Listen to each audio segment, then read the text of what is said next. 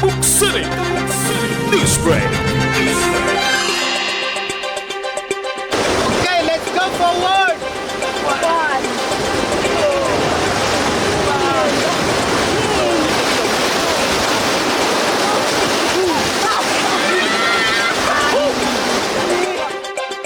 Sa isang insidente sa ilog, bawat segundo ay mahalaga. Kaya mahalagang may mga responder sa barangay na hindi lamang handang tumulong, kundi marunong ding rumisponde. Yung silbi na ito yung shoulder strap. Nagtitipag-anyo nga kayo, nag-iima ka. Baka na ito tutulin nyo yung helmet. Hindi pa helmet lang. Nabati ka tao. Practice kayo yung type lang nito. Makabisado yun ang kasanuti at maliho tipang ka. Ikwa, in case that upside, kasi kapitan nyo niya. Basic water survival, Brunitay Jai, float.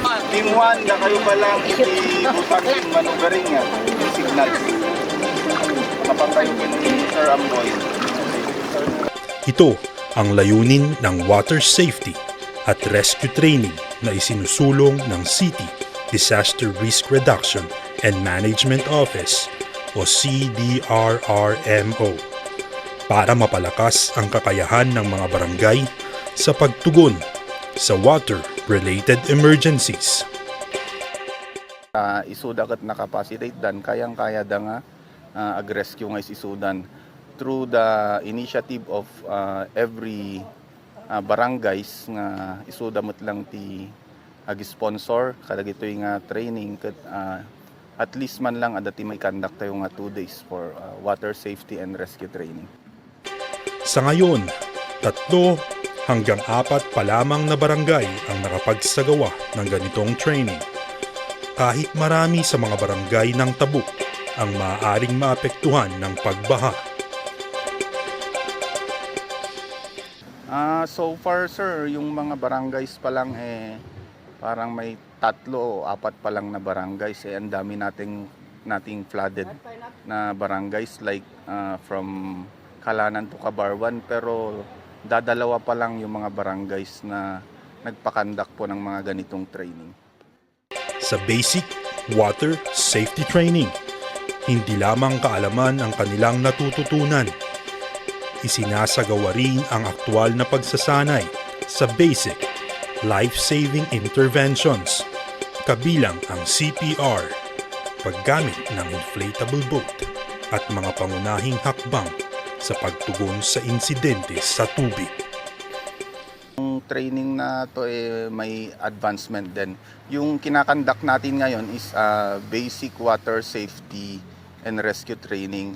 Tapos yung mas technical na dito, yung sweep water rescue saka water search and rescue training. Pero yung mga qualifications na nung mga mag-a-attend doon is medyo mas mataas na. Siyempre physically fit and mas kondisyon na yung mga mag-a-attend doon. Itoy!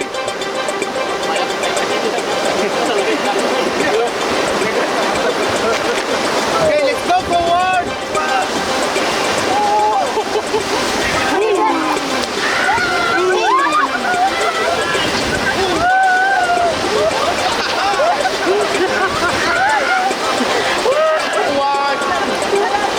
Ini ada tindak kinyada oh. Bawiyong bainteng, bawiyong. Kumpit kayo, go inside. Go inside.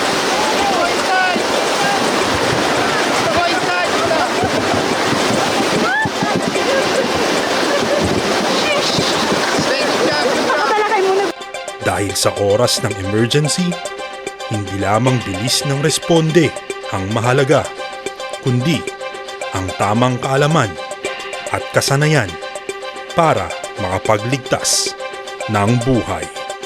At yan ang balita hatid sa inyo ng City Public Information Office. Ito si Lendy de Guzman. Tabuk City News Break.